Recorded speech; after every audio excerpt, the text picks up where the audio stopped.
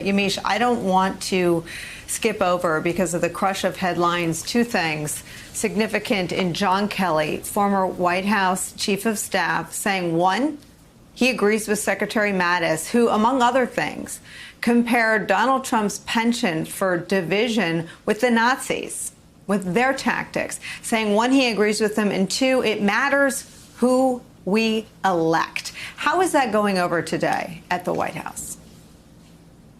Well, the president, of course, is interested in doubling down on the way that he wants to handle the protesters. He's doubling down on the idea that the U.S. law enforcement, including the National Guard and people in military gear, should be the ones policing people who are peacefully protesting. The president today in the Rose Garden talked about the National Guard. He didn't talk about any systemic changes to racism. He put laser focus on this idea.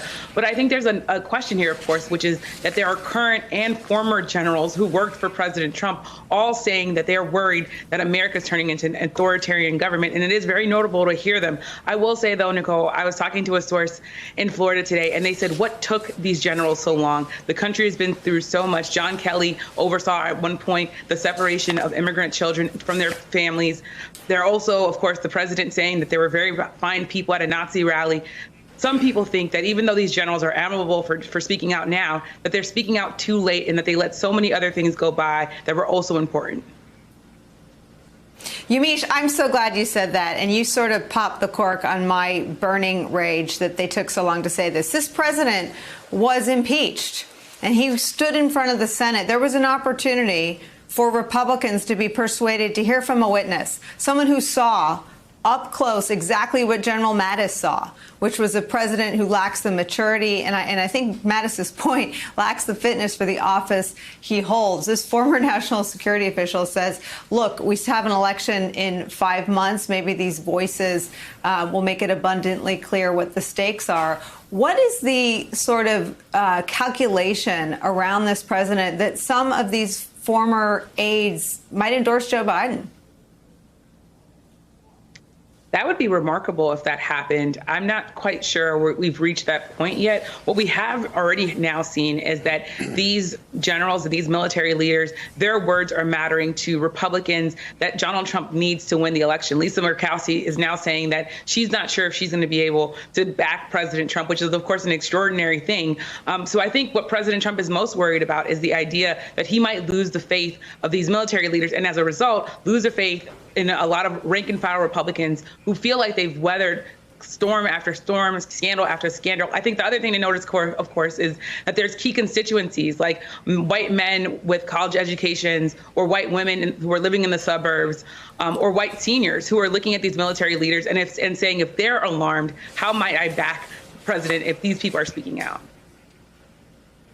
You know, Frank Figliuzzi, there are only two things on the menu, and the country's got to eat. We got to have a president. There are two choices on the menu, and if they are so alarmed that in the span of 24 hours, 3 former chairmen of the Joint Chiefs have spoken out, if John Kelly, who was deep inside the West Wing every minute of every hour of every day of a big chunk of Donald Trump's presidency, has now co-signed Jim Mattis's rebuke of Donald Trump's character, his lack of leadership, and his lack of understanding of what the American presidency is supposed to be. How is the obvious next step not even if it's a reluctant or hesitant embrace of the alternative, for the sake of the institutions they've taken an oath to protect, for the sake of the Constitution that they've now spoken out, they feel is being trampled by Donald Trump's order to militarize and federalize the policing these peaceful demonstrations? How do they not take that next step? So in my old line of work, Nicole, I would call these clues. These are clues in the form of people who are inside telling us what's going to happen, what is happening, and how troubling it is. And I'll go a step further. We have more investigative clues that should shape our thinking. I'm calling the next 5 months in the history of our country the coming chaos. Here are some more clues. When the President of the United States refers to the peaceful protesters in Lafayette Park as terrorists, when the President of the United States tweets that he wants to designate the most active opponents he has as a domestic terrorism organization, when the Attorney General of the United States designates an entire law enforcement agency, the Drug Enforcement Administration, as authorized with full federal powers to surveil and monitor protesters, those are clues about the coming chaos and what we're in for the next 5 years. The choice we have is the demise of civil liberties and freedom of speech that are the clues we're seeing, or the alternative, which is the preservation of the rule of law. Those are the choices. Rev, you gave the country some pretty stark choices to choose from in terms of who we are and who we're going to be. Let me play a little bit of your eulogy yesterday. The reason why we're marching all over the world is we were like George. We couldn't breathe, not because there was something wrong with our lungs, but you wouldn't take your knee off our neck. We don't want no favors. Just get up off of us, and we can be and do whatever we can be.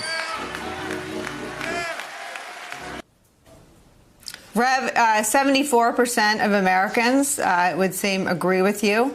A 30% increase in the number of Americans who believe that recent events reflect a broader issue over racial injustice. I think that's up 26 points from 2015, which obviously was in the wake of some tragic police shootings and deaths the year before that. So what do you make of this moment? And I know you don't want to be the story, but you are part of it now, your place in it.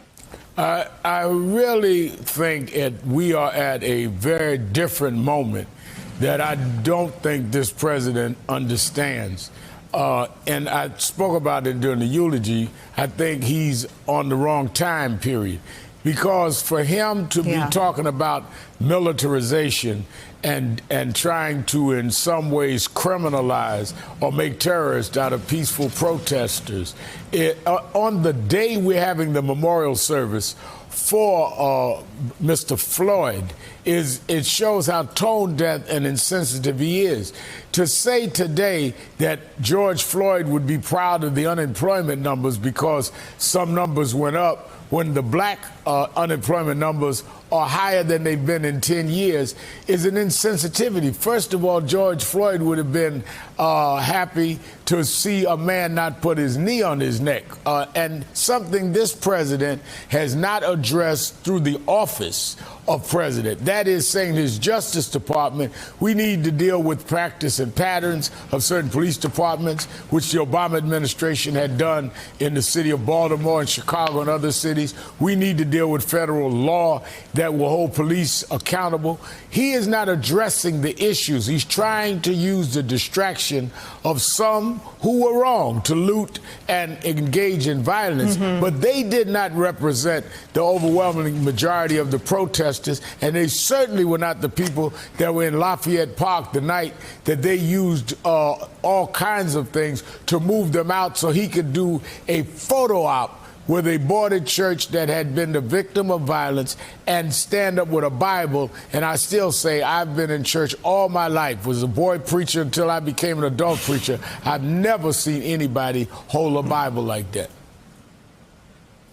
Yamiche, is the White House surprised by the blowback from that press stunt that the Rev just talked about? I know the Times and others have reported that it was Ivanka's idea. Hope Hicks was involved in carrying it out. Mark Meadows, White House Chief of Staff, I think rather completely threw Ivanka Trump under the bus on that one. And now there's a fence being erected. You've got Mattis being pushed to finally speak out.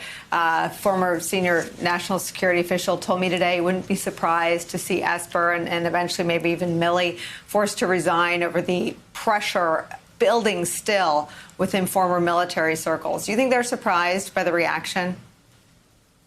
Well, I think Reverend Sharpton put it really best in that there's a question of whether or not President Trump and the White House really understands the moment through which we're all living. So the president wanted to have a photo op, and the people around him thought it was a good idea. Maybe it was Ivanka's idea. The point is that in the middle of a protest where people are demanding that their rights and equality be respected, the president moved all of them around and then took this casual walk. somewhere maybe there was someone thinking maybe this isn't the best optics. So I think that maybe they're surprised by that. Maybe at some point someone said, hey, we should get this. We're going to get, we're going to get good value out of this. But I will tell you, Nicole, just what happened today to me doubles down on the idea that this was a White House that's really focused on optics, and sometimes it backfires and sometimes it works.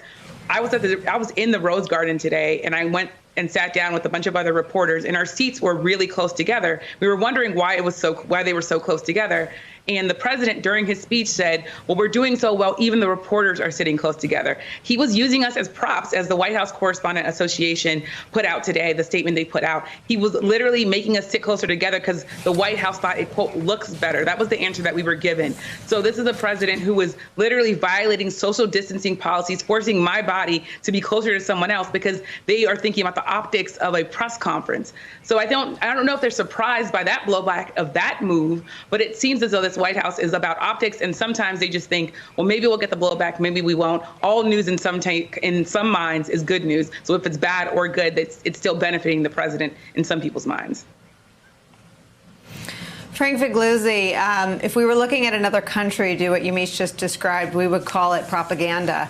The Washington Post's Greg Miller talked about what this country looks like to current and former intelligence officials, and some of them likened it to sort of the last gasps of authoritarian regimes. What do you see when you see what Yamiche just described play out?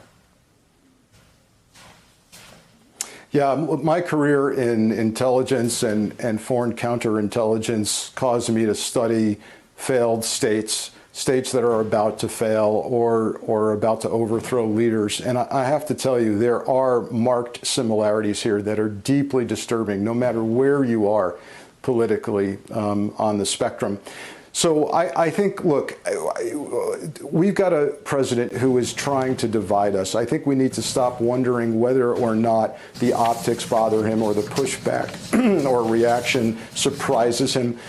We've seen the strategy here. The strategy is to divide and conquer, to use a narrative that puts us in battle space, that refers to American streets as battlegrounds, to put active duty boots on the ground in American cities. He relishes, seemingly, the idea that people are appalled at his behavior because it further splits and divides into you're either for law and order or you're for the terrorists. This is where we're headed. It's black and white. It's simple, and simple solutions are not what's needed right now. But let's stop looking at whether or not they're surprised or not. Let's start looking at it as a strategy that's going to get us into a failed state if we don't refuse that narrative. You know, Rev, it reminds me of something our colleague Rachel Maddow says, watch what they do, not what they say. And it's a good admonition from Frank, and one I take to heart. I want to turn to the personal, Rev, and ask you to tell us how George Floyd's family's doing, how his kids are doing, how you were with them all day. How are they doing? They are a very strong family. I've dealt with a lot of families down through the years. They're very strong. They are looking, though, that this ends up in some way to bring about a more just society. They really are focused on justice. They really are focused on making sure that George didn't die for nothing. And they're very, very solid people. And I've been very impressed in my dealings with them. I want to rejoin them in Houston for the final religious funeral and burial. And I think that they hurt for other people. I brought the mother of Eric Garner down with me, and the parents of the father of Michael Brown from Ferguson came, who understand each other's pain. But I think that what really has encouraged them is to see the tens of thousands of people, white and black, that are marching all over the world. And they've said, do it peaceful, and that's what's happening. And I think people get it, Nicole. When you can look at a man on the ground 8 minutes and 46 seconds. That's why I stopped the funeral, for people to stand there that long and stand at home, so people would understand, wait a minute, there's all kind of time here for you to realize to stop this. And when you can do that, and then we see today a tape of a 75-year-old white man pushed like that and they just keep walking past him. That is what this White House doesn't get. People are saying that we're all at risk, and this must stop. Whether you're a 46-year-old black man in Minneapolis, Minnesota, laying there begging for your life, saying, I can't breathe, or a 75-year-old white man in Buffalo, policing must be accountable. Rev, how are you? Where's your head on all this? And I heard, I watched your eulogy, and I know the time's up. Are we done? Are we changing right now? I think that we're not done. I mean, I go through every one of these saying, I hope it's the last one, and I hope I don't have to console another family. And then I end up there again. This is my life. That's what I'm committed to do. That's what I feel I was born to do. But I can't tell you that you don't get moments of being discouraged, but when I see a lot of people now, I told a story, and I'll say it quickly in the eulogy. I remember when I would march in places like Minneapolis and protest, and I've had young whites say the N-word to me, go home. But last week when I was there Thursday, a young white girl, looked like about 11 years old, pulled my coattail and said, Reverend Allen, I turned around and braced myself waiting for her to say something ugly, and she said, no justice, no peace. She gave me the inspiration yesterday to do that eulogy. I love that story. I loved when you told it last night. I'm glad you told it again for anyone that missed it.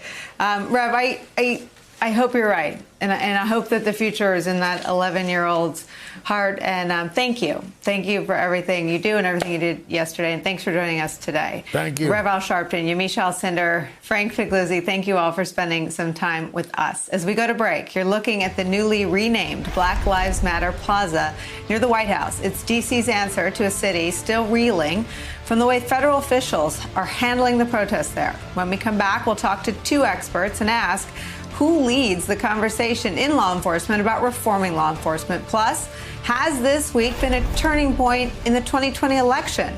Trump losing the faith of his military, the support of some evangelical voters, and falling behind in some must-win states. Our friend Steve Schmidt weighs in on it all those stories coming up.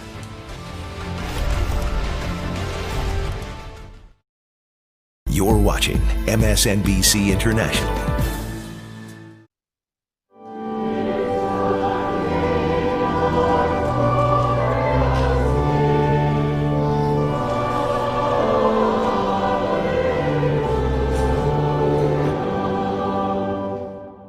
White terrorism and white supremacist terrorism in this country is not some weird analog to Al-Qaeda or ISIS. It's not some foreign thing that looks like something that we've been fighting in the war on terror. It's actually fundamentally as American as anything. And it is an existential threat to the multiracial, and pluralistic, equal, and open democracy that we've been fighting for in this country since people died on the battlefield in the Civil War. Rule number 10, Section 2A states a player shall not run with the ball without dribbling it. That's the rule. But what about our politics? Are there any rules anymore? And if so, will anybody play by them? These days, politics could use a little refereeing, and we're not afraid to blow the whistle. Today, the World Health Organization officially calling it a pandemic. None of us is unaffected by its impact. Coming in November, people are going to be voting for stability. I have to plan a funeral. How is this going to work? You don't prepare for giving birth in a pandemic. The importance of music is to keep our spirits up. I'm Tremaine Lee. Join me as we go into America to hear from everyday people grappling with the issues of our time. Good evening, Rachel. Good luck getting through your show without 18,000 pieces of breaking news. I was just going to say, yeah, lucky you, Joy. Got to be sitting in for Chris tonight while 10 major stories break all at once, all either in the hour before you're on the air or while you're there. Chris got me. He got me good. You're amazing. You know, he said, I need somebody with 6 arms to juggle the show, and Joy keeps those 4 in reserve. They're going. Yeah. Thank you, my friend. Yeah. Pass. Cheers. Take care. Thanks a lot. America has to look at this permanent underclass. The most important social program is spelled J-O-B. These things can't happen without the proper policies in place. The question is, as you say, how to pay for it. Morning Joe, weekdays on MSNBC. What we're witnessing every day is the story of our time. What's going on behind the scenes at the White House today? He could find himself in jail. We couldn't do this without the best reporters. Hey, Laura, can you find out who's writing on this? This one, to me, is just a whole new level. Take cue one. We're going to try to give you the best review of this day in the life of this presidency. As we come on the air tonight, we have breaking news on a pandemic that has turned our world upside down. The story changes hourly. It's why the 11th hour is here every night. Striking images out of our nation's capital today. Massive yellow letters spelling out Black Lives Matter. It's painted on Washington, D.C.'s 16th Street, which leads to Lafayette Park and, of course, the White House, the area where on Monday peaceful protesters were aggressively cleared to make room for Donald Trump's photo op in front of a church. D.C.'s Mayor Muriel Bowser officially renaming that particular section of the street Black Lives Matter Plaza. Those symbols of peace and the right to protest stand in stark contrast to the increased federal policing D.C. has seen there this week, where tanks drove down the streets, helicopters flew low to deter protesters, and unidentified federal officers patrolled the streets. The mayor spoke about this last night with our friend Rachel Maddow. Because of our lack of statehood, the federal government can encroach on our city streets in the name of protecting federal assets. And so that's what's been done here. I think it's unprecedented that state troopers from other states have been brought into the district and these unnamed other federal police officers. And you make a very good point. We know some of the agencies who are here. We don't know why they don't have any identifying marks, and none of them should be armed. Joining us now, two people who advise this country's top law enforcement agency about the law. Former FBI General Counsel Andrew Weissmann, and we're very happy to welcome to our network Lisa Page, former FBI lawyer who worked as special counsel for Robert Mueller's legal team. She worked on the Russian government disinformation probe and on the Hillary Clinton email investigation, both, lucky for us, MSNBC analysts. Andrew, let me start with you. There are so many questions from people who know nothing about law enforcement or the law about how it is even legal for unidentified federal law enforcement somethings, agents, officials, to be roaming the streets of D.C. What is the answer to that? So I'm going to give you a lawyer's answer, which is it depends. So the first issue is this idea that they're unidentified.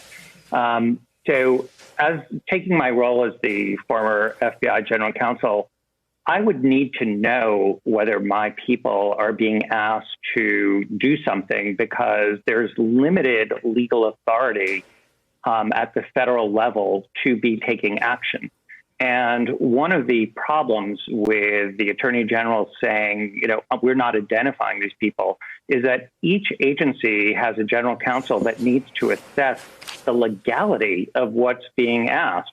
That's sort of the small picture. The big picture is that it turns on its head that these are public servants. That means that they work for us.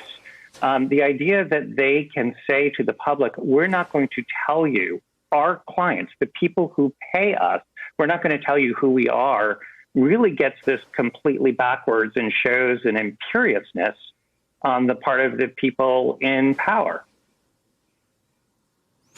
Lisa Page, I want to ask you about Attorney General Barr's role in all this. It's been reported that he made the call to clear Lafayette Square of protesters ahead of the president's visit. It's also been reported that he's in command of this police force, or wherever we are to call them.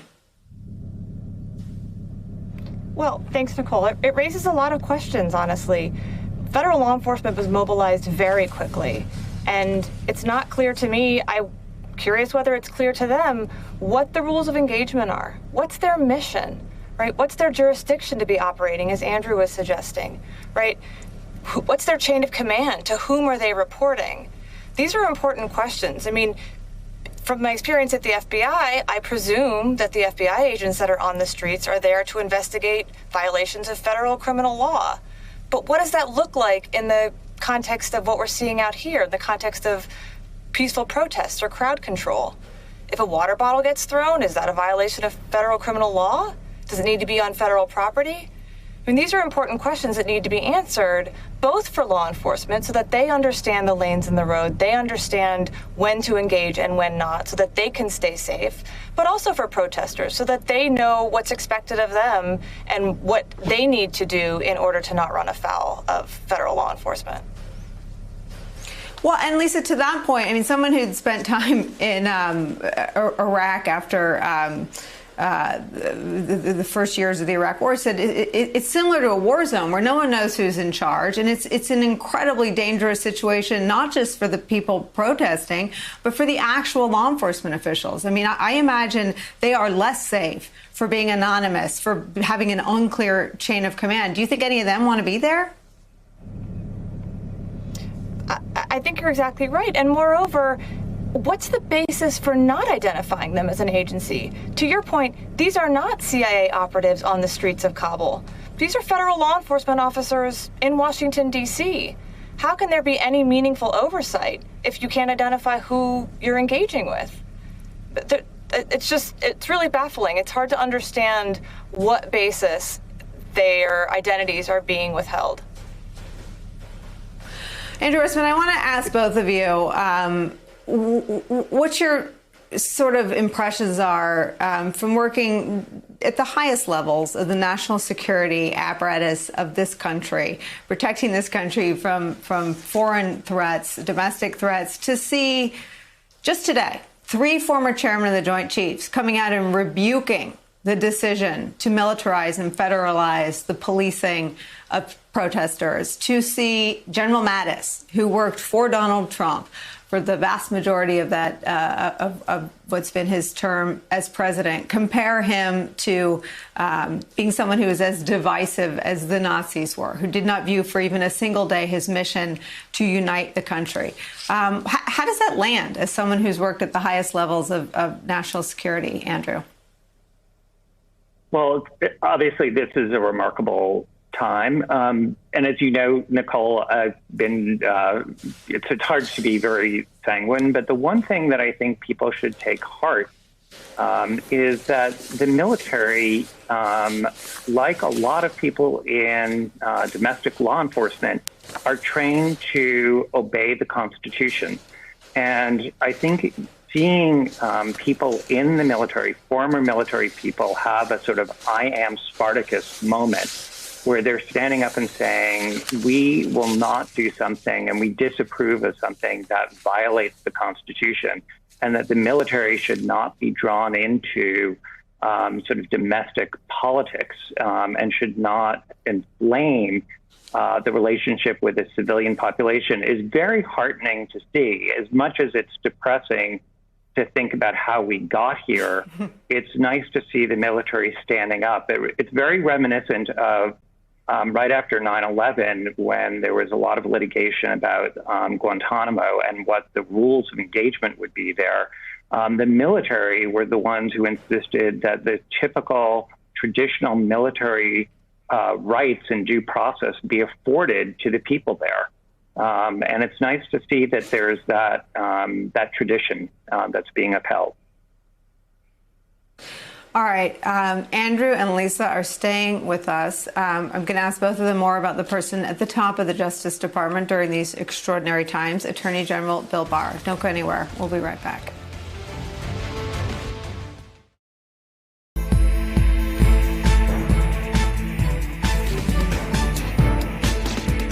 You're watching MSNBC International. Ma, you there? Yes, I am. Oh, there's Mom. Yay! Mom's in Colombia. I am watching in my front yard. Mom's talking, and there's the president. President Trump leading by example there. He also wearing the glasses. Oh, my goodness. You can take it off now. That's why I couldn't see with the glasses on. Ma, thank you. Thanks for giving us that. You're welcome. That first-hand account there from Colombia. Tell everybody hello. not about cutting taxes. It's about reforming the system. Right. That's not what we're going to get. This isn't tax reform. This is just a tax thing. Last summer in New York at the Economic Club, Donald Trump said that his tax plans are going to cause the economy to grow 4, 5, or 6%. I have a better chance of growing a full, thick afro than we have of getting to 4, 5, or 6%. So we just have to accept this is what it is. It's a deficit-financed tax cut. End of story. When you need brutal honesty. Move towards national testing. That is our way out of this. When you need answers first thing in the morning. Would you invoke the Defense Production Act as it pertains to testing and supplies? When you need to go deep inside the story. What is the culpability in all this from your view of China in the pandemic around the world? And hear from someone who's been there. When we reopen, we've got to reopen it correctly. You need your Morning Joe. Weekdays at 6, only on MSNBC. If it gets into an environment like this, it's going to spread like rapid fire. You don't prepare for giving birth in a pandemic. People are going to be voting not for a person, but for stability. I'm Tremaine Lee. Join me as we go into America to hear from everyday people grappling with the issues of our time. The woman sitting next to me at the counter at the diner, she turns to me and says, "Please tell Larry O'Donnell that he needs to run for president." And I was like, that I will do. That does it for us tonight. We'll see you again tomorrow. Now it's time for the last word with the aforementioned Lawrence O'Donnell. Good evening, Lawrence. Good evening, Rachel. So it's my turn to blush, yes. As I've been doing here. There is a very nice lady named Judy who definitely wants you to run for president. Wow. Yeah. Wow. So. Washington feels more chaotic than ever. It's my job to ask the tough questions, left and right, and help you make sense of it all.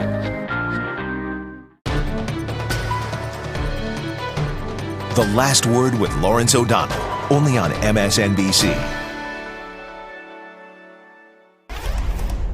My interest was to carry out the law enforcement functions of the federal government and to protect federal facilities and federal personnel. There's no correlation between our tactical plan of moving the perimeter out by 1 block and the president's going over to the church. Oh, the things that are said from that podium. That was Attorney General Bill Barr casting his decision on Monday as having nothing to do with the president's movement. Whatever it had to do with, it resulted in an aggressive approach to clearing largely peaceful protesters from the area outside the White House. And Barr, as we said, denying that Trump's church photo op had anything to do with it. Democrats, for their part, not satisfied. Senator Mark Warner renewing his call for Barr's resignation. And Senator Kamala Harris demanding an investigation be started right now. Andrew Weissman and Lisa Page are both still here.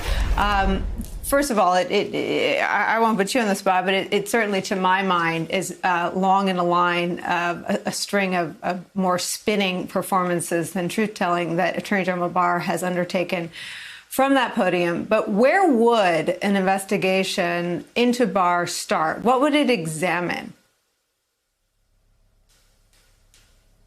So one thing that has already started is there is a federal lawsuit in Washington, D.C. that was filed yesterday by the ACLU alleging the violation of the First Amendment, the Fourth Amendment, and civil rights violations.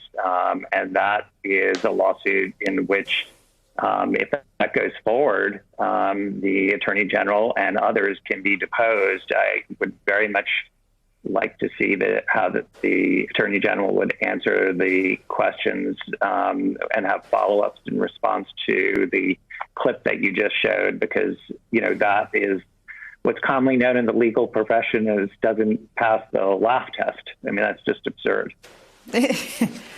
See, and Lisa, you don't even have to be a lawyer to know that. But on Warner and Kamala Harris wanting to get involved, Lisa, in some oversight of Attorney General Barr, I don't have to tell you, none of those efforts have borne.